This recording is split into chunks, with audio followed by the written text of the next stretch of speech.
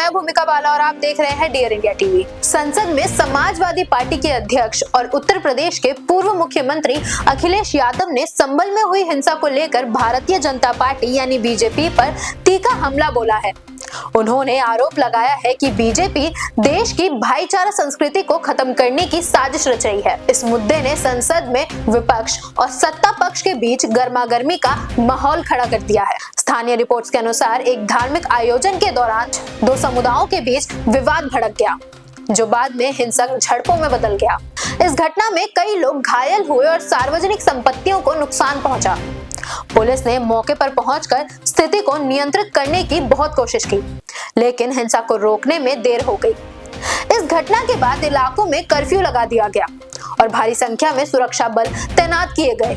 अखिलेश यादव ने इस घटना को लेकर बीजेपी पर सीधा आरोप लगाते हुए कहा कि उनकी पार्टी नफरत की राजनीति कर रही है और इस तरीके की घटनाओं से समाज में विभाजन बढ़ सकता है।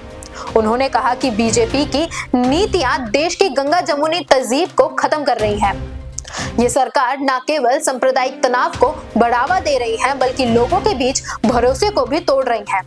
उन्होंने दावा किया कि बीजेपी की राजनीति समाज को बांटने पर आधारित है और ऐसी घटनाएं जानबूझकर रची जा रही है ताकि लोगों का ध्यान असली मुद्दों से भटकाया जा सके।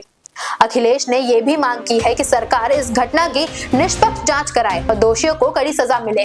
बीजेपी के नेताओं ने अखिलेश यादव के आरोपों को सिरे से खारिज कर दिया है। केंद्र मंत्री ने संसद में जवाब देते हुए कहा कि उत्तर प्रदेश सरकार ने स्थिति को नियंत्रित करने के लिए तुरंत कार्रवाई की और दोषियों के खिलाफ सख्त कदम उठाए।